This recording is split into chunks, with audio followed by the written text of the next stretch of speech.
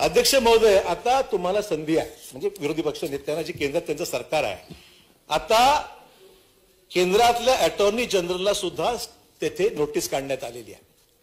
आपल्या सर्वोच्च सुप्रीम कोर्टाच्या जजमेंटची कॉपी माझ्या हातामध्ये आहे. सुप्रीम कोर्ट म्हणते की one of this issues before this constitution bench being interpretation of constitution 102nd Amendment Act 2018 let a notice be issued to the Attorney General of India.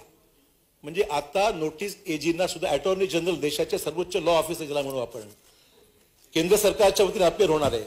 तर खरंच आपलं जर गांभीर्य असेल या विषयामध्ये आपण जरूर नाही, एजींचा विषय आहे आणि मला वाटतं संभाजी राजांनी पंतप्रधानांची वेळ सुद्धा मध्यंतरी मागितली होती, त्यांना मिळाली की मला माहित नाही. पण माझं एवढंच म्हणणं आहे, दादा आता बसून बोलण्यापेक्षा मला बोलू द्या 2 मिनिटं.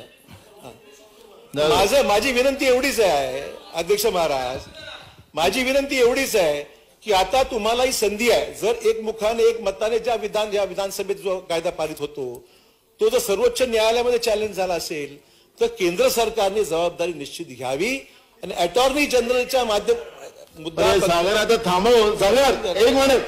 सागर बसा. सागर बसा, तुम्ही बसा.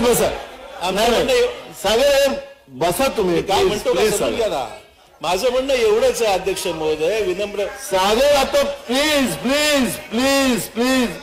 अध्यक्ष महोदय प्लीज बसा. अरे अध्यक्ष महोदय, हे मी सुप्रीम कोर्टाची जजमेंटची कॉपी माझ्या हातामध्ये आणि ते वाचूनच या ठिकाणी बोलत आहे. माझं एवढंच म्हणणं आहे की आता अटॉर्नी जनरलला नोटीस गेलेली आहे.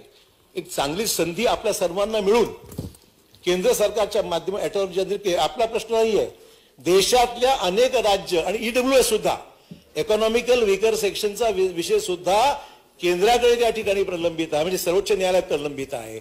असं असताना अटॉर्नी जनरलच्या माध्यमातून सर्व राज्यांना, इतर राज्यांचे प्रश्न, आपले प्रश्न एकत्रितपणे घेऊन महाराष्ट्रातल्या मराठा समाजाला न्याय मिळावा आणि इतर राज्यातलेही प्रश्न मार्गी लागावेत असा प्रयत्न आपल्याही माध्यमातून व्हावा सुधीर भाऊ, अशी या ठिकाणी विनम्रपणे मला या ठिकाणी सूचना करायची आहे.